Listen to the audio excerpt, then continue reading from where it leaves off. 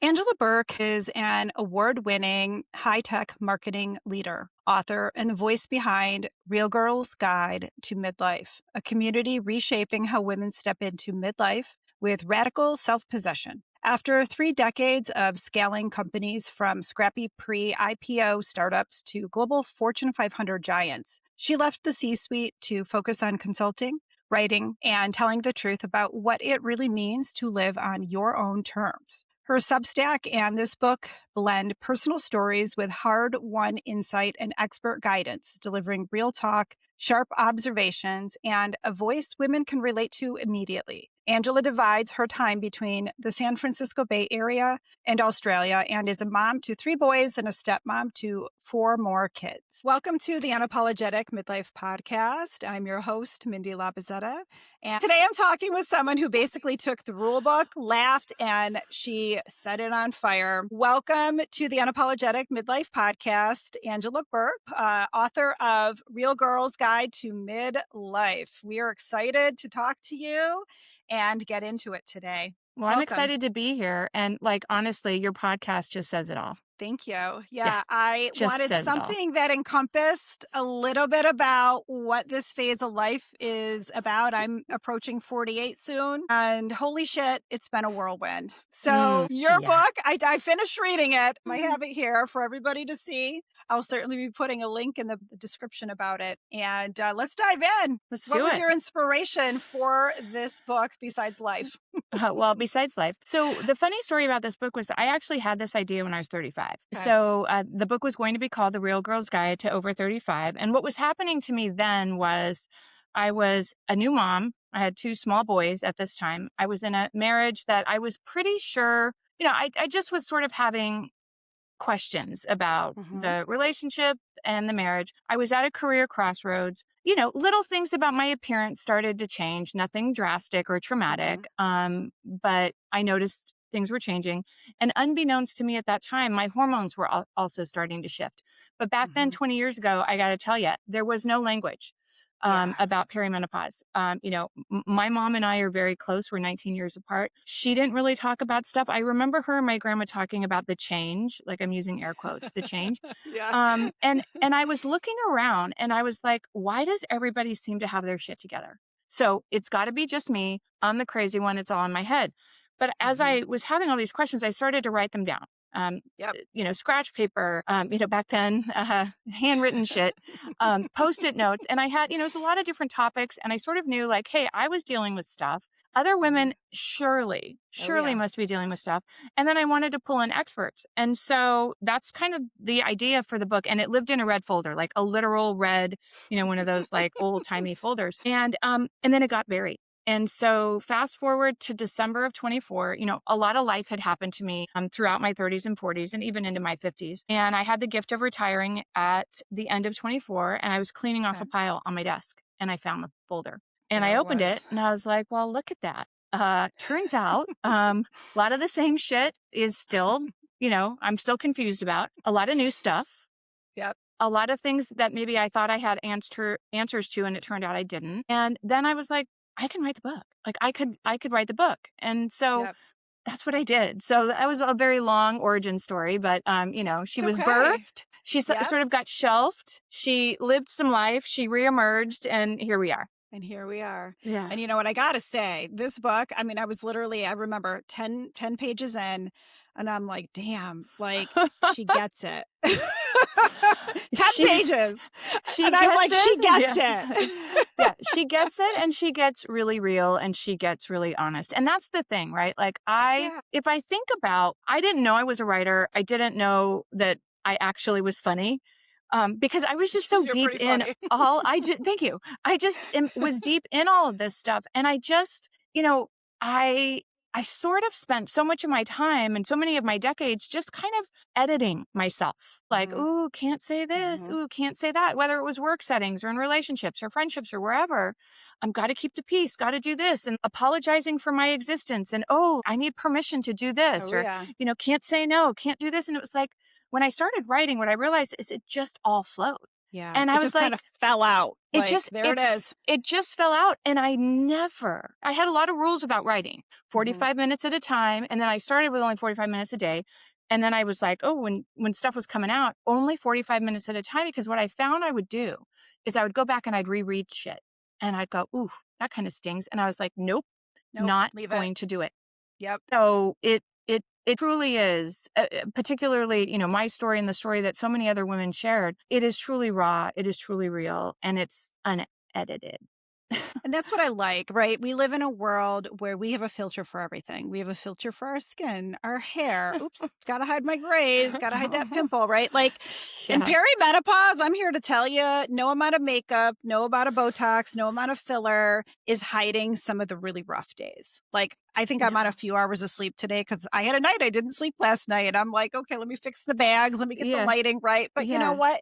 I want people to know the raw. I want people to know the real because the reality is women feel like they're losing their damn minds. Like Oh, yeah. it's the amount of women that have come to me as a therapist and have said, I feel like I'm going crazy and are ready to implode their lives Uh, because they don't know what's going on. huh? So, what I'm trying to remember in your book, you got divorced through perimenopause? Did. So I divorced in my mid 40s, and unbeknownst to me at this time, so my run up was a very long one. So I Okay. started to have cycle differences. I noticed my cycles were changing when I was about 35. Like minor changes, so nothing dramatic, nothing drastic. And then I kind of hit my late 30s and I was trying to conceive my third son, and then the shit Hmm. just wasn't working. And I was like, okay, so that was another light bulb Challenge. that said, yeah, hey, things are actually changing. But if I fast forward through that, right in the middle of my 40s, so many things were happening at one time. Divorce. I was Yep. at a career, not a crossroads, but I was working so hard. I was Yep. exhausted all the time. I had Yep. these 3 kids. I'm trying to forge a new life, right? As Three a single mom, boys. 3 boys. I got two. Yeah. I know Yeah. what that's like. Having a boy, I was telling somebody this, having a boy is like having a human and a half because Mhm, they take up mhm, surface area. But I mhm. was going through all that, and I didn't know how close I was to actually becoming postmenopausal. So my periods at that point, I would go like 2, 3 months without a period, then I'd get one and it'd be massive, right? Like bleeding Mhm. through all the Yep. things. But I exited that 12-month period without menstruating. It was my 47th year. So it Okay. was literally all these things were kind of coming down at me at one time. And I didn't even know it at the time. Yeah. And I did. I felt, if I look back at that time, my 40s was my hardest decade. I felt like I was losing my mind. I Yep. felt like I have got to be the only one because I'm looking around. Okay. I'm looking around and everybody seems, my girlfriend, nobody's talking about shit. Yep. Everybody looks like they have everything together. And I'm like, okay, so let's just put it into perspective. It's, you better Mhm. have the good job. What Yep. about your car? Where do you Yep. live? Where do your kids go to Yep. school? How many activities do they have? How many languages they speak? It's just like it piles on, right? Mhm. And I really thought I was losing my mind and I was crazy and I was the only one. And then, like all of this, right? And I'm like, ragey days. Because again, there was no, sadly, even 10 years ago, maybe it was just my circle of friends, but like nobody's really talking No, about shit. So they weren't. I'm raging at my kids, like I'm raging at work. Everything just feels chaotic. And I was like, okay, it is me. And I am the only one. Yeah. What we have now, because social media has its pros and cons, True. right? Right. There's definitely being on it too much or seeing things Mm, you don't want to see. But I feel like social media has exploded. And that's where I started to learn about this because I kept mm, going to the doctor. Well, you're too young or this or that. Or right. God forbid we say the cancer word and everybody's like, oh shit, well, we can't deal with you. Right. Like Yep. that was like a whole extra stamp that was on Mm, my experience. yep. And it was wild. Mm, You have to like beg for mm, help. mm-hmm. Yeah. Well, and you Yeah. have to beg for help. And then if I turn it a little bit more inward, and I saw this play out, and certainly looking back, you kind of always get the benefit of the rear view. And I saw it echoed though, and I heard it echoed in a lot of the women that told their story. So you take all the things that are happening, right? The Mhm. physical, the emotional, the, Mhm. career, all these identity things that are changing. And then for me, the backdrop of all of that were these fucked up stories, right? That I had let either people tell about me and that I internalized or that I told about myself, right? Mhm. And these stories are deep and they're Mhm. varied and they're modeled, but for me Mhm. a lot of it was, dude, you have got to keep it all together. You carry the Yeah. load for everybody. You keep Yep. the peace. You keep Yep. everybody comfortable. My existence, it felt like my existence was at its core, the only way everybody around me was going to be happy. Okay. Yep. So I was quiet. I didn't make waves. I played small. And that showed up in a lot of places. It showed up at work. It showed up in my relationship. It showed up, the way I parented and all the things. Mhm. But somehow I got told, or I internalized this idea that my happiness, what I wanted, what I think I deserved, what Mhm. I desired, could Yep. not come on first on the list, because then everybody else is going to suffer. And then that's on me. So, on the scale of things, you either suck it up and deal with the pain, or everybody else around you does. So of course, what am I going to do? Right. Right. I'm going to And you suck got it 3 up. kids. You're a mom of Yeah. 3 kids. Yeah. Like, I feel like so many women lose their identity becoming a mother. Yeah. And then, your kids are getting older and things are shifting and you're shifting, but Mm, their needs just change in different ways. And your career, I mean, you weren't planning to retire. no, And I mean, it worked out that way, obviously. It's definitely worked out totally. for Like you. I'm But very, very grateful. yeah, yeah. But it's so many women are doing it all. What's your advice to those women who are doing it all? What do Well, you want to say to them? okay. Well, there are a couple things that I wish I would have believed and had other people to tell me. Right. Number Yeah. one, I think the the either made up, real, imagined load, right? That we as women, many of us, The right? invisible The load. invisible That's a load. thing. Yeah, that's the Yep. thing. Okay, because I'm not a therapist. I should also say I'm not a therapist. I'm not a It's doctor. I'm not a okay. hormone specialist. I'm It's not a coach. okay. I'm none of those things. Just a girl trying to figure it Yep. out.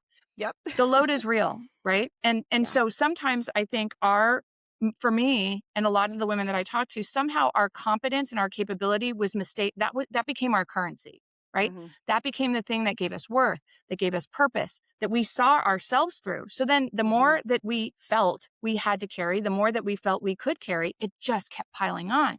Yeah. And you don't even realize the weight of it. Mhm. But what I wish I would have heard and what I wish I would have believed at that time was somehow I was not alone. Because I looked around and I was looking for anybody. Just Yep. give me a bone here. Tell me that you're struggling with something. Doesn't even have to be my struggles. Just tell me that life feels hard. So no, you're not alone. Mhm. I wish I would have taken pause and looked for the signs in my life that were there, but I just Mhm. ignored them. The And I signs in wish, your life, meaning what? like, I was just this idea that I was playing small, keeping the peace. This idea that I Ah. was not the person. I couldn't even recognize myself in parts of my life anymore. I felt like the very best parts of me that kept me were disappearing. And I felt myself in a lot of parts of my life moving further and further to the edges. Mm. Do you know what I mean?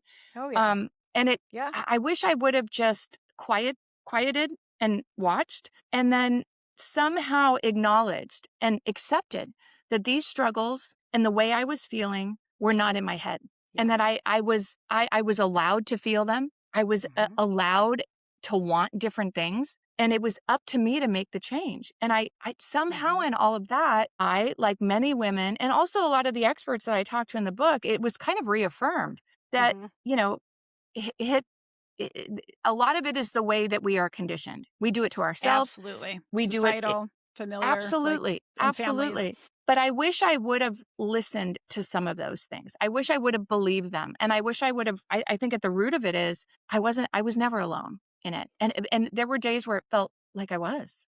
Yeah, and I guess, like, what does it take, right? What does it Mm, take? Like, I'm that person where and maybe it's the therapist in me, I don't know, but I'll ask people about things. I'll start yeah. talking about things, and I have noticed some people get uncomfortable. Mm, I'm not experiencing that. Okay, then I take that as a cue. That yeah. person's not either Yeah. there, which okay, Right. Okay. or they're just not ready for that yet. But what I've found is the majority of women are like, "Oh my god, Me too. yes, Yes. yes." Well, and I think that you're absolutely right. And I think because that's the deep stuff, that's the real, the raw, the deep stuff. And Hmm. like the minute you start releasing that, it feels like a weight has been lifted. Oh So yeah, I could say, even writing the book, I got to the end of that and I was like, damn, I can like exhale. But there's even yeah, probably subtler signs. So if I look back at that time, again, my 40s were a really hard decade. I went through the yeah. most amount of physical, emotional, spiritual identity Oh yeah. crises and changes, right? Yep. But I, the signs were there. Like I found myself getting more easily annoyed, right? Oh, And I could write it all yes. off. I can write it all off to Yeah. like, oh, yeah, I'm exhausted, or yeah, I've got a 15-hour a day job or whatever. I found myself saying yes to shit. Like, why am I That you saying didn't yes to wanna all these things? say. Yeah. Oh Yes, God, dear. Yeah. God forbid I say no. Like, God Yeah. forbid I say no. I found myself doing that, you know? Mhm. And to me, again, hindsight is always 2020. Sure, it's Mhm. easy to look back in the rear view and go, "Oh yeah, look, all the signs were there." But I think that they were, and I just was so wrapped up in all of these gross, weird, heavy stories that. And these stories were like super layered, right? Like a really good one is like I spent a whole chapter in the book talking about sex and all the things, right? Mhm. And it's Mhm. funny, and yeah, maybe my boys are going to read this one day. Cool, like you're welcome. I don't know Love what to your tell you. I disclaimer, do, by the yeah. way. Hilarious on that page. I really got a kick out of that part. Yeah, it's like, cool, if you're gonna suck it up, like, and stick through it, like, I am a whole person, but, Yes. this idea that, my pleasure had Mhm. to come last on the list. How Yep. messed up is that? That it took me Well, until my 40s until I realized, yep. what did I like? What were the Yeah. things that actually brought me pleasure? And somehow I Mhm. told myself I didn't deserve it. Like, that's messed up. It is messed up, and so many women, even young women, right? Because Mm, obviously this starts younger, right? And you carry yes. that into your 40s, and all of a sudden now you're finding yourself at this, you're divorced, and now it's like, okay, what is this? What does sex look like for me as a suddenly single woman in her What 40s? what does it look like? And like, do I even know enough about sex? And turns out I actually didn't know a lot. Because I never spent time, like, really Yeah, focused on me, and because somehow I exploring. thought, like, I didn't deserve it. I was wrong to want it. I Yeah, was wrong to, like, demand attention attention, sexually. Yeah, right? no, you deserve that. You Yeah. deserve that. Yeah, so it is those struggles are super real, and I even in writing the book and talking to so many women, some of these same fears creep up like, "Oh my god, I'm alone," or, "Oh my god, somebody's gonna read this and, like, rip me a new one," or whatever, and what I found was, like, a lot of people if it's not your bag, it's not your bag, and, like, don't Yep, buy the book, and that's cool, that's but okay. more than that, it reminded me that I was not alone. I am not alone. I was never alone, No, and I no. wasn't crazy. And I think part of this is like for women too, it's learning how to connect not only with ourselves but with other women Mm, and being real, right? I mm, think that's what a layer of this. There's a lot of like formalities. Even when I get on in therapy sessions with people, I'm like, "Hey, how are you today?" "Oh, I'm yeah, great." And I'm like, "No, I want to know how you fucking really yeah, are. yeah, you We're really not are. here to talk about how great you are. Yeah, We're yeah, here to get into the nitty-gritty stuff." yeah. So I think this part of your life also forced you to kind of like re-examine, like you mentioned, spirituality, a lot of different things. We're multifaceted. It's not Oh, just like yeah. one aspect. Oh, The yeah. intersection is midlife, but Mm. all these hard things forced you to really kind of take a deeper dive into who you were and what you liked, not just sexually, but probably in a lot of different aspects of your life. Yeah, it did that, and the other thing that was an interesting thread that emerged, kind of in the rear view writing this book and certainly talking to a lot of other women is this idea of the grief that comes with some of this stuff, right? Because what happens, Disenfranchised grief, the right? grief you're not allowed to talk about. And the grief, like somehow we believe that we're not allowed and somehow going to be chastised or punished for even talking about. Yeah. And I'm so sorry. Like this new wave of menopause. So I'm like almost 8 years past. I have a new batch of symptoms. Every orifice in my body is dry, and my nose itches like I nonstop. have my tissues. So I feel like I'm constantly scratching my nose. Every orifice is dry. Like nobody told me about this. But back to the grief. Grief doesn't just come when you lose somebody that you love, right? Grief can Exactly. come in the form of marriages that are ending, relationships that are Mhm. changing, careers that are shifting, households that used to be loud and obnoxious and Your bustling. kids growing up, Your moving kids on. growing up, or the ideas of the life that you were writing for yourself, or the place that you Yes. thought you were going to be. And I think for me and for a lot of the women that I talked to, it was like that piled on the shit sandwich of all the things that we were dealing with.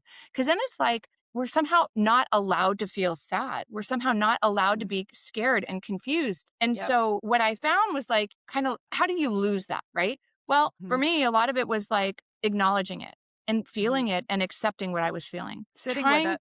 sitting with it, and Yep. then starting to shift this idea that guilt and shame and embarrassment were not mine to carry, but it was okay to feel those things. And Mhm. then kind of embracing this idea that change or something being different didn't mean it was a failure. It was Didn't just mean it's different. bad. Doesn't mean Yeah. it's bad. It just means it's different. Yep. And yet, I think that it's very easy to get stuck in all of Mhm. that, right? Like, I Oh, yeah. think I held on to this idea of my marriage because I so wanted to give my kids an intact family. But what I Mhm. failed to give them was a happy Angela. They Yeah. didn't know. They didn't know me. Yeah. And I gotta say, your section in the mom of boys, as hard as it is, I wanna be the best version of myself, but if I'm being honest, some days I'm not. Oh Some days God, I'm not no. the best version. So that section, like, resonated just Yeah. as a parent trying to do it all, right? I'm divorced and being a single parent trying to do it all. Boys Well, are wonderful, but they're they're are wild. And, I do think it was in writing the book. I started writing the book in April of 25, and then I started a Substack in June of 25. And it really, like, I had no master plan. It was, as I'm Mhm. writing, like, I'm going to write these articles. And I kind of used it as a little bit of a test bed to see if, like, I was even a good writer and was anything Okay. I wrote resonating. But one of the early blogs I wrote was what I called the rage years, the mom's apology tour. Because I do, looking Love it. back, like, I do carry a really big stick about the kind of mom I was at a time when I think my kids needed the most stability, right? Their Mhm. lives were changing. Their Yep. homes changed. Their physical Yep. homes changed. Their everything that they knew to be true about their family and their parents changed. And then I had the backdrop of all this hormonal crap. And Oh, I yeah. know I didn't show up well. I know I didn't. Yeah. And so it was hard to admit some of that stuff.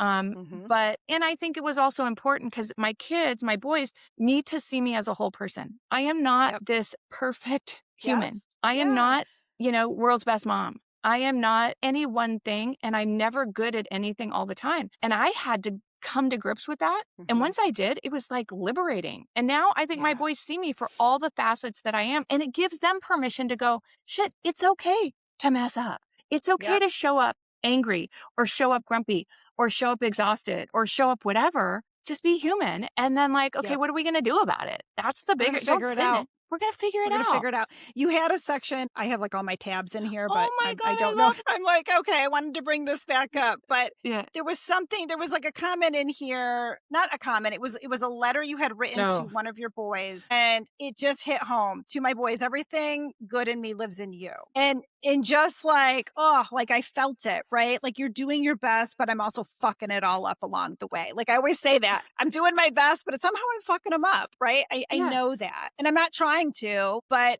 I know I am because this is hard. Because This it's is all really really hard. hard. It's really Yeah. fucking hard. And I do feel that. Like, everything that's good in me lives in them.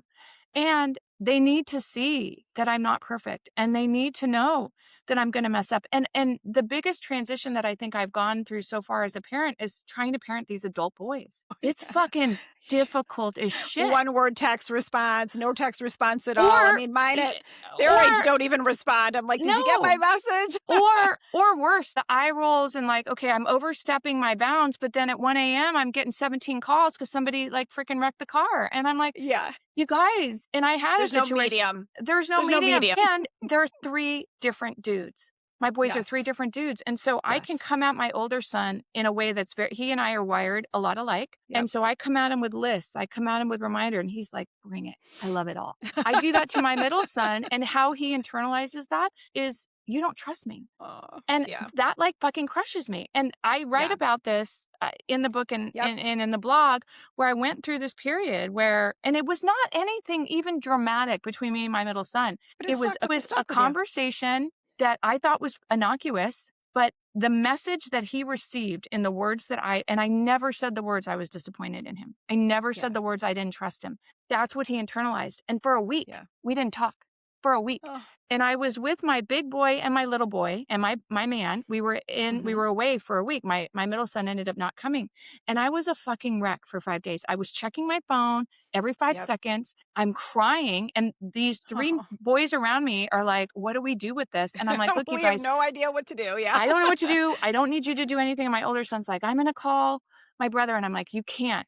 I need to work this out with him. He and I Yep. need to work this out together." But my Yeah. big boy, my 23-year-old, he wasn't 23 at the time, he was 22 or whatever. He's like, "I want to go take you to get a drink." And I went. So he and I are sitting down, and I'm devastated, right? And he's like, "Look, you got to remember something." And I said, "What?" He said, "You're our safe space." I said, "What Mm. does that mean?" He said, "When shit goes wrong, you're the one who doesn't leave. So Yeah. this is not about you. This is about when we pull away, it's because we're frustrated and we're Yeah. confused and we're lost. And we know you don't leave, So just don't We know you're leave. gonna be there. Yeah. You're And always and you commented on that in there. I yeah, remember that you were like, "I always showed up." And I always I've showed up. reiterated that to my boys through Yeah. my divorce. I'm always going to show up. I'm always going to be there. You're never going to have to worry about it. No, and I might not show up perfect, and I might not show up Right. shiny, and I Yep. might not show up like I know what I'm doing. Because believe me, parenting adult men is a lesson Different in, beast. like, Jesus. Yeah. Um, but I'm always gonna show up. And Yep. that it was the first time where here my kid was parenting, I felt like the shoe was on the other foot. Like, "Damn, But he let you in. He let you you in, did." and he gave you a little insight to their Yeah, world and maybe how they operate yeah. similarly, even though they're different. Yeah, and that's the thing, like, everything that I write about in the book is real, it's raw, it's Yeah. unapologetic, and somebody asked me the other day, like, "Oh, aren't you gonna be embarrassed, like, your kids are hearing out about sex and all this No, stuff?" I'm like, "I'm so like, is that not what happens in real life? Do we all not all it have is. sex?" And It I is. am their mom, but first and foremost, I'm Angela, and Yep. I'd like them to see me for who I am. I want them Well, to and see me for all the parts. I think normalizing it. They don't have to want to hear about it, but No. normalizing that it's okay to have a sexual relationship with your partner and that it's also an important part of a relationship in life. Like, Yeah. and I don't know, I feel like raising men, we have an obligation, even if it makes them cringe, right? Even if they start like, rolling their eyes or Yeah, plugging their yeah, ears, yeah. they need to know that that's an important part of their relationship Mm. someday. Because even though we don't want to Absolutely. hear about it, right? We know No, it's going to happen. So we you're setting do. them up for success for someday their partners and whatever that's going to look like. Totally. And I think the word that you used is normalize. And that's the thing that I hope that this book does. And, I have sisters who are in their 30s, and I like to say that I'm their crash test dummy on a lot of things. But this book is, I think, helping them to Yeah. normalize the things that they're experiencing and the questions that they're having. And, Yep. hearing the things. So sometimes I go like, oh, you'll thank me later. You might not like this part now, but like, and inevitably I usually get a call or a text like, oh, well, this thing just happened. And I remembered it in your book. And oh my God, thank you. And it's like, Yep. "You're welcome." And you feel that Yeah. way for my sisters, but it was a lot of white knuckling, a lot of things, a lot of second guessing, a lot of questioning. And then I just realized in writing this book and having it affirmed by the women that I talked to, having it reaffirmed by the experts whose point of view I was so humbled to Yep. incorporate in the book is we don't have to apologize for being who we are. We don't need Yep. permission to show up. And Yep. we just need to be and we just need to do. And it's not going to be Yeah. perfect, but we just need to do. Yeah. We need to be able to feel confident enough in ourselves. And I think that's one thing, like amidst all the chaos of the body shifting, the hair falling out, the grays I can't keep up with, the Botox Oof. that's now in my neck that emerged from my face, like all of it, right? Like there is this confidence that I feel like has emerged. I Mm. make a joke about this and I'm always like, man, I'd like that 20-year-old body back, but I'm not giving up the 48 Oh, year old part of me that has gained those wisdom oh yeah. and this confidence that I definitely didn't have in my 20s. Like, holy No. shit. No. Yeah. And it's like it's not even it's for me it's not it wasn't like this light bulb moment that I just woke up and I was like, "Ooh, look at me, confident today." It just was a Soft subtle. creeping. It was a Mhm. soft creep. It's almost as insidious as all the labor and the load and the stories and the way we sort of Yep. see ourselves in our own life creep up and build. It's almost the same way as kind of the reclamation, right? This idea that we are at this point in our life where we get to radically possess ourselves. And Mhm. it can start small. Like somebody was asking me like, what's the most powerful thing that you could start today? And it's like, well, think of something that you're really not good at. For me, the Mhm. idea of saying no and just saying no, it's always been a problem for me because I'm a people pleaser. And Yep. for me, the idea that saying no means somebody else is going to have to carry a bigger load or somebody else's life's going to get harder. So I was like, okay, if you don't like the word no, I'm not available. That's 3 words. Yep. Same That's it. meaning. Just yep, Yep. different way of saying it. And also, Yep. no is a full sentence. And It's a full sentence. I don't owe you a dissertation. I don't owe you Yep. an explanation. Just no. Yep. Or if you're sitting in meetings and you're going, I'm watching all this shit happen around me, but I have an opinion. I have an opinion. That's 4 words. And sometimes it can start with something as simple as a sentence. And Yep. one of the things I do in the book is I talk about, this idea that, we shrink ourselves, right? Because I saw it, I Yes. felt it. And even something like saying what you need out loud to yourself, Yep. that's an incredible mindset shift. Yeah, hearing yourself say it, and there's an auditory component of that. Yes. I do EMDR processing, and Oh, there's a see, yeah, positive you know this. cognition. Oh, Yes. yeah, there's a positive cognition that I can have some clients say, and I've had clients were like, get so uncomfortable because they have to hear themselves say this positive cognition out loud that they need to Right. hear. And it's always women. Yeah. So, shocker there. Yeah. I had this sentence that I had written down. It was somewhere along the way, women were handed a rule book we didn't agree to. Be Yep. nice, be grateful, don't rock the boat, and for the love of God, don't complain in midlife. Right. Again, you That's took that rule book and you lit it on fire. I You did. did. And it just and it wasn't and I see it happen, right? Like for me, midlife is not about blowing up your whole life, but it Yep. is about being comfortable with taking up space in your own existence and not Yeah. apologizing, not Yep. not softening it, not Yep. being scared, not asking and waiting for permission to be in your own life. And somehow You're along the allowed way, yeah, we're to allowed. take up space. Yes. You're We're allowed to exist without an explanation. I do not need to get validation from no, anybody for how I feel. This is it, and that's no. that. That's Enough that. said. Yeah, Enough said. And that's it. yeah, That's it. yeah. It's I feel like I wish I learned this stuff younger. I don't know if there's a way for that. Mm, Maybe access to resources younger, hearing younger women. I mean, when I see women yeah. come to me in their 30s who are already exhausted, who are already Mm. feeling all the things, and I was there. I mean, my kids came later in life and they're adopted. So there was that. There was no preparation. It was just like, here you go. There you go, yeah. And it was like my first child, I had no maternity leave because I was new at a job and I had a Oh, newborn. man. Oh, And man. then 20 months later came his brother, which I did get maternity leave from, but it Oh, was that's brutal. yeah. Yeah, so when I see these young women coming to me who are already like and I know the perimenopause is coming, Yeah. right? Like, so I Yeah. feel like our job, and I don't know, I see that you feel this in your bones. You wrote this book, you wanna Yeah. help other women. Like, I wanna give them the gift of like, you're gonna get through this. We have options. We Mm. are talking about this now. We are having Mhm. conversations, and Mhm. you're not alone. You're not alone. I totally agree with you. Wish I would have had people tell me that. And also, I wish I would have had somebody tell me that I was never falling apart. It Yeah, felt you're like not it. broken. You're not I broken, wasn't right? broken, and I also wish, I wish somebody would have told me that, like, my body and my appearance was gonna age a lot sooner than maybe the rest of me would. I felt like that was sort of a shock, like, I have a whole one of my Yes. favorite chapters is "Mirror, Mirror, What the Fuck," because, like, damn, it is a harsh reality of what Yes. changes, in midlife, Yep. but yeah, like, and I think the other thing that I wish I would have believed, back then was I was always enough. I really was. I was always Yep. enough. I was never too opinionated. I was never too inquisitive. I was never too impatient. I was never too aggressive. I was enough. I always Those was, and labels I are still really am. they're really detrimental, I think, to Yeah. women, Yeah. right? Like, I know I've heard things. I think I mentioned in an earlier podcast episode, I had interviewed for a job, and this woman, it was a woman who told me this. Well, you were not my first choice for this position, but my first choice didn't pass the background check. Me now Yeah. would have a response to that.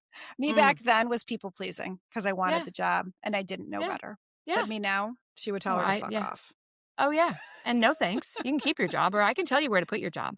Good luck with Yeah. that. Well, no, Yeah. I think we all have these, right? And I have a lot of examples in my career too, where I remember sitting at tables and, I'd have female bosses tell me things like, "Oh, you're an execution machine, and you're just not strategic enough, or you're not visible to the Oh, right executives." And it's like, you keep giving me the shit to do. yeah. You keep giving me Yep. everything that needs to be broke, Yep. rebuilt because it's broken or built from scratch. And Yep. the reason why I'm not visible is because my shit is clean.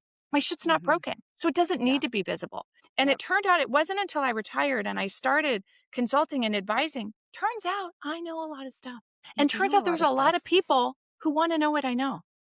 And Yep. and and the reality is I always did. But I Yep. let these other beliefs that were never mine. There were other people's that they projected onto you, and And then I you just took absorb them it and on. I take was it like on. I Yeah. was a sponge. I just took it Yep. on, and so it became the soundtrack at Yep. work. I'm an execution machine. I fix broken shit. I build shit that never existed.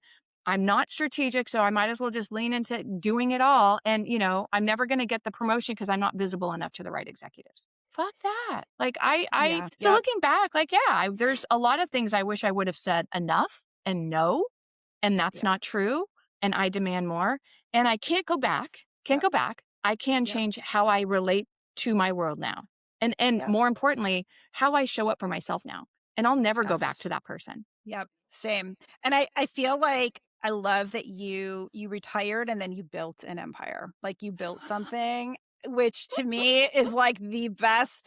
I don't want to call it revenge because it wasn't intentionally to be spiteful, No. but it kind of was the best kind of revenge, the kind that you didn't even try for. You just did it. Oh, And now look and what now you've look. created. Well, and that's Yeah. the thing. Like, I always love meeting people who go, yeah, I have a book in me too. It's like, oh, cool, cool, cool, cool, cool, cool. Why don't you go write that? Because you can, if you want to Yeah. write it.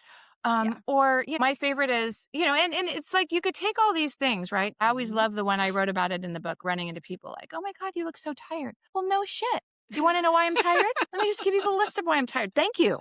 Thank you for that. Thank you. Yes, I am tired. And thank you for And who noticing. says that to somebody? "You look so tired." Like, Yeah. that's not like there's other Yes. ways to ask somebody how they're doing, and I Yeah, don't think no, that's no, and the best. it's an intentional manipulative dig, and Yep. yes, I do Yep. write about that in the book because I Yep. did encounter somebody who I would see her, and that was the first thing. "Oh, you look so tired." "Oh, well, thank you. Let me just go through the list of reasons why I'm so tired. Good to see you too."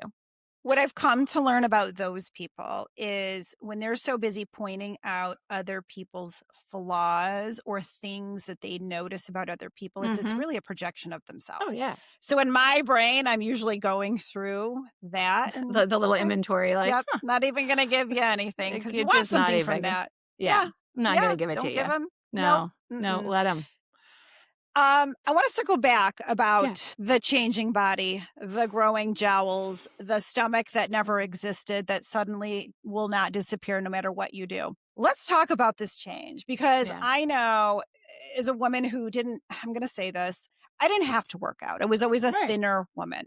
totally. Now I have to work out. Yeah, And I grieve that part of myself that didn't know what she was yeah, missing out on. I feel for yeah. people, but man, nothing prepares you for the crashing metabolism, the bloat, No. all of it. It really doesn't, and I think so nothing prepares you, and so, like, I think the other thing is, like, all we're hearing right now is, "Wear your weighted vest, and eat all of the proteins, and take all the peptides, and do all the supplements, and, like, do," Yep, and it's like, "Okay, can we just stop for a second and just yep. acknowledge the fact that, okay, that's gonna work, but right now I just need to sit in for this moment, the fact that everything is really changing." And it's Gravity not is taking trivial. hold. Gravity is taking hold, and it's like and it's okay. Like, Yeah, let's just sit in that for a second. And then let yeah, me figure out what is it that I want to fix and what do I not want to fix. And that's a decision that I own. yeah. So if I want to tweak something and fix something, I don't need 17 people telling Judgment. me that that was wrong. No, I don't want the Yep, judgment. So yep, let me decide what I'm going to work on and what I'm not. But man, the changes come fast and furious. And I'm here to tell you, nobody talked about that. If I'm in yep. my mid 50s, okay? I go back to my mid 40s, nobody was talking about that shit. And nobody said, "Hey, by the way, when you get to the Oh, other side of yeah, menopause, just wait because it's only going to get worse." Where were all you guys? Hello? Where were all you yeah, telling us? Like, I would have yep, if protein was the killer and I should have been doing that 10 years ago, somebody should have told me. If like yeah, lifting weights would have helped me, yep, sure. Maybe somebody could yeah, have told me that a long time ago. But yeah. it's okay to grieve it. It's okay to like sit and go, Mhm. this really sucks ass. And Yep, now like what do I want to do? And if there's going to be things that I want to shift and change and tweak, that's you. Like I yep. don't need to apologize. I don't need to explain it. Yeah. I don't need to justify it. You can take your judgment and you can shove it, but I'm going to do what I Pay the want to do. price. Yep. But yeah, the changes are real and they're It's jarring. Yeah. confronting. Oh, yeah. It's like, and I take it as a personal affront, and then there's like all that, but then the flip side too. Like I remember I initially wrote a blog about this and then I did reflect back on this in the book. But I one of the earlier blogs I wrote was if you're a Judy Bloom fan, I'm not sure you might be a little It's been a too. minute, but It's been a minute. Okay. I read her back in the day, but it's You definitely been a did. minute. Okay. Are you there, God? It's me, Margaret, right? Like that's Yes, like a yes, quintessential book. yes. So one of the early blogs I wrote, was, "Are you there, boobs? It's me, Angela." Because I had Yep. this like really complicated sort of relationship with my boobs. Like I liked them for a bit, and like I developed really early, and then I didn't like them, and then like Yep. just as I'm starting to appreciate them, I have kids, and then they disappear, and then I'm like What is this? divorced in my mid 40s. I'm like, I don't even understand what these things are hanging. Like there's like these weird little deflated prunes. I'm not Yeah. sure. Um, or, I'd be really critical of certain parts of my body, like, my Mhm. legs are too thick or they're too this or my butt's, I listened to some high school, junior high kid who told me that I had a flat ass. It's like, damn, but let's just keep Just that into can't win. like, just Can't can't win. win. But also, like, you know what? That flat ass and those legs got me through some really hard shit. Yes, they They did. sat me through hard meetings at work. They walked me into job interviews. They walked into a mediator's office when I decided with my ex-husband that this thing needed to change and our relationship was Yep. going to take on a new form. They did Yep. all that. They showed up every day when shit got hard and I was at my wit's end and I didn't know what to do and I thought my world was collapsing. So yeah, like, did I have a But you flat got ass in 8th grade? Cool. Okay. And guess what? I might it got you. still, but it got me through a lot of hard shit. And you Yep. know what? I kind of like my ass now. I kind of Yeah. like it. I feel like other people, like, there's always gonna be a preference for something too. Big boobs, small Oh, boobs, geez. yeah, big You ass, can't small win. ass, like, you Lips, can't win. the Yeah. big lips, Yeah. thin lips, eyebrows, big, like, but Yeah. at the end of the day, like, again, I own the decision. I own the Yep. way I see this stuff. I own how hard or not I want to work on all of these changes. I own Yep. what of these physical changes I'm going to grieve and be sad about and which I'm going to accept and which I'm going to try to fight like hell to Change. stop or to change. Yep. I own Yep. those decisions and I don't need anybody else telling me what I can do, what I should do, what I shouldn't do, what's good, Yep. what's bad. Like ultimately, we're in grown ass adults here. We are grown ass adults who get to make the decision, and Yeah. we get to look at it every day. Like, Right. you know what I mean? Someone can tell me, "Oh, I don't think you need Botox or you look great." Well, maybe Yeah. I don't feel great. Maybe I Okay? don't feel great. Yeah. And also, like, yeah, I see all my neighbors walking around in their weighted vests. Like, you could keep your vest. I don't want to do that. You should. But, like, that is so But good for honestly, you. it works for me. It works for me. And Like, that's all when that I matters, right? yep, yep. I don't shove it down anybody else's throat. If people No, ask, here you go. no. I think that I do believe in moving our body. Like, I do Yes. believe movement is medicine and whatever Yes. that's gonna look like for you. Correct. I think that, you're not in a much different age bracket than me, but we grew up with anorexic models and cardio till your face fell off, fat-free everything. Don't Yeah. even get me started on the food. It wasn't healthy. I think that at this point in time, we get to decide as grown ass women who have Mm. lived some life how our bodies are gonna look and what we're Yeah. gonna do about it or not do about it. Absolutely. And I do think, too, all of those really hard stereotypes are when that's all you're confronted with. And, if I look back on my teens and my 20s and probably even into my early 30s, social media wasn't a thing. So I remember just like I said, even Thank when God. thank God. But even when I started and I had this book idea in my mid 30s, I was looking at other people that I knew, right? So, Mhm. and yeah, like Person. you'd have celebrities on TV or whatever. And I was like looking, but it was more like closer to home. And I was just looking around to the people that I knew. And so the comparison, the yardstick was a little bit different back Mhm. then. And I think maybe because we didn't have social media and it is so just it's constant. And I think, Yeah. we as women can get pulled into a lot of Oh my unhealthy god. It's behaviors so and easy. it's so easy. It's also though, like to your point, it's about stopping and going, okay, like how am I feeling? Yep. What am I feeling and why am I feeling it? Putting a label on it, calling it what it is, sitting in it, and Yep. then going, look, I have some license, I have some agency here. What are the things I want to change and work on? And what are the things I don't? I'm a big believer in movement. I don't think it Mhm. has to be cardio till your face falls off. Thank God Yep. that Yep. kind of school of thought has shifted. But whatever that Yes. looks like for you. And if it's Yeah. walking in your weighted vest, like bring it on. Yeah. That's not Yep. my jam, but I'm going to Yep. find what works for me and I'm going to Yep. own it. And then also, I'm going to share it. Like, I think that that's the Yep. other thing. So somebody asked me the other day too, like, oh, your book is so great. Um, you know, why was it important to write it now? And I think there were two reasons. Number Okay. one, I love a good before and after story. Okay. I love a Mhm. good book. Who doesn't? right? Yep. The problem is there's a lot of messy fucking shit In in the between. middle that, it, and to me, like, if I am objective and I'm logical, when I was going through some of the hardest transitions of my life, I could logically say, it's not always going to be like this. Of Yep. course, there's going to be another side. I might not know what Yep. that looks like, but of course there is. I wish, Mhm. but it still did, it felt isolating. And it still, maybe Yep. had somebody said, like, this is what all the messiness is going to look like. Yep. Yep. Let's just rip the Band-Aid off and dive in. Yep. So that to me is one big thing, and it's the same thing about appearance, right? Like, I wish somebody would have said, like, "Yeah, you're gonna wake up one day and you're gonna see, your knees are sagging." Like, what the fuck is this? Or your Yes. eyelids are like That wasn't you're on the bingo card. Like, no, what or like happened there? Yeah. when you put eyeshadow on, you're gonna have to like lift up your eyelid Yep. to like get the color. Who Yep. would have told you this stuff? I wish just Nobody. like we don't have to Nobody in gauge. my life. No, we don't have to gatekeep this stuff. So at least you know what's coming and then you get to decide. We have Yeah. agency. We get to decide what we want to work on and what we don't.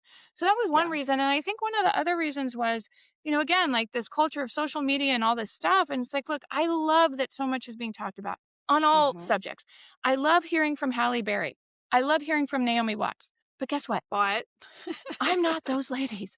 I am literally just a girl, yep. single mom, maybe getting out of jammies on a daily basis, maybe not. We don't know. It's a crapshoot. Trying to figure this shit out when honest, it's like whack a mole.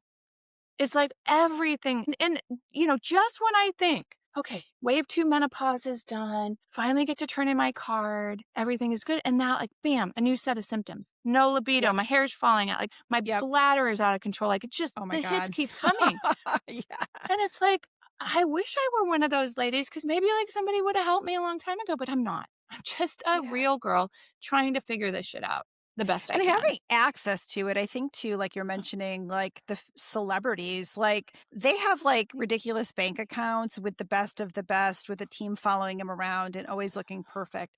I am gonna go on how many days of not washing my hair because I don't want to have to do it every day because more hair will fall out. Maybe the leggings that are not in style, and I feel like real life, real mom. I think seeing that and hearing about it is like Mm, what I love. There and we have some stuff on social media now, the We Do Not Care Club. uh-huh. And it's like one of my favorites because I'm like, okay, I'm feeling this today. I'm I'm getting it. feeling it. Yeah. Like your book, like reading it and just the real, it's like, oh my God, I get this. And it's Mm, like easy to blow through your book mm. because like I want to know more because I'm connecting with it. And that's Aw, that's what this is about. This is about really. connecting through the hard times, but also normalizing and realizing that, okay, I'm not crazy. I'm going to I'm get not through the only this. one. It's going to be Totally. okay. It really is. So, yeah, it's crazy. I do want to touch base on you mentioned a Substacks, but I know you have like a whole community. Well, What does this yes. community look like? Yeah. Well, I really call kind of my Substack my community, so I probably am using the word Okay. incorrectly, but That's the okay. Substack is where I write 2 to 3 times a week. I invite readers, I invite experts, we do Q&A, and it's where we just kind of share all the content, the comments and the tips and everything else. So come to Substack. It's been such a wonderful experience for me. I did my first Substack live, which was Oh, really fun with another yeah. Substacker. And yeah, it's a place where I feel like we can just be real. I feel And like I think I saw that it was like 50 plus, so I didn't join because I was like, oh, "Oh, do please I do don't. I Oh join yeah. this?" Okay, I Well, wanna make okay. sure and Well, I'll clarify tell that for you. Yeah, people. no, no, no. If you can get there, Real Girl's Guide to Midlife. Okay. And initially, because I liked the 35 reference in the book that I was going to write 20 years ago, I thought, oh, I'll write the Real Girl's Guide to over 55.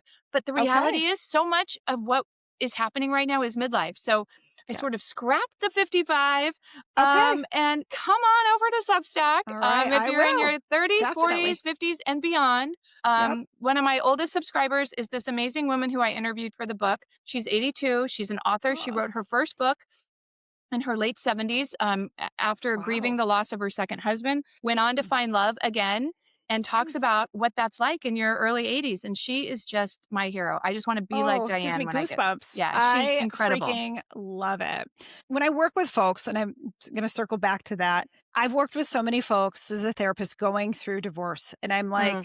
You don't see it now, right? If this isn't what you wanted, you don't see what's coming. It's like being Mm, in a tunnel and it's dark and you don't see the light on the other side yet. no. But when you finally get to the other side and you see that there's hope for what future partner might look like or what your Mm, future life might look like, it's going to be so much better than you ever imagined. And I had somebody that I worked with that reached out to me after we had stopped seeing each other. And they're like, I hope it's okay that I texted you, but I want you to know that you were right. And then they went on to share with me that they had moved on and they found love and they were just mm, happier than they ever envisioned they could be in their life. And it just like, I'm like, okay, this is like why I do what I do, a because 100%. we all deserve love. And midlife doesn't mean you can't find love again. Like I Nope. love that you shared your partner and you guys in Italy and this is like your your entourage of adult kids and Oh, you know yeah. you're working through the bumps and Yeah. you know blended families can be beautiful. It doesn't have to be bad, right? It can be this No. bonus family that you never even envisioned was there. Totally. And this And partner, it's this second part of your life that maybe you never even knew you needed, right? totally. Totally. And it doesn't, it doesn't have to follow anybody's rule book. You're not going to be graded on if it looks right or if it is Right. right or if it follows somebody else's defined playbook. I mean, hell, my man lives in Australia. I live in California. Somehow we've Yeah. made this decades long relationship not just work, but like it's the best one and it Yeah. just gets better. And so you don't have to have a rule book. You don't have to have all the answers. And sometimes it's just the freedom and the trust in yourself that hey, I'm going to just see where this goes. And magic could be on the other side. Magic will be on the other side. Yeah. And you got to go through it to get through it. What's that saying? You got to You get, gotta feel it. You gotta yeah, feel it to get through it. that's right. And you do, and we do. We are resilient creatures. Mhm. We are strong. A lot of Yep. us stronger than we ever imagined possible. And you got to get through It's it to on get through it. it's on one of And the you will. wrists. Yeah, I love. Oh I've yeah, look at our I've little friend. strength I have strength tattooed on there Yeah, with my cancer symbol, but it's definitely, it can be better than we ever imagined. And I a guess hundred that's like percent. the crazy part. The messy is where the messy part in between, I feel like gets you to that. I don't want Mm. to say the end because you're not at the end, but if you didn't go through the messy stuff, would you appreciate like where you're at now? No. And it is messy. And like it's okay to be messy. And it's messy for everyone. So you don't just have to see the beautiful or the tragic before picture and the beautiful after picture. It's our lives are different and they're all messy and it's a journey and it's a process and you're not alone. You never were. It's not in your head. You were always enough and you were never falling apart. Like And it's still beautiful. and it's still beautiful and it will be. And it will be. Yeah. Oh my God. Mm. I love it. I am definitely going to link your book. I'm definitely going to link your Substack. Oh, thank you. And well, I've seen Please. some of your posts, which is great. So Thank you. I love it. I love everything you do. Thank I you. really, really value your time because I know as a busy mom, even though your boys are grown, Mm. your time is valuable. And Oh, this has been wonderful. this has been such a joy. I am so grateful to know you. Thank you for having Thank me you. on. And I think what You you're too. doing is amazing. So Thank keep you. doing it. Thank you. I appreciate it. Thank you so much. I You're appreciate your time. welcome. Thank you. You're welcome. Bye. Bye.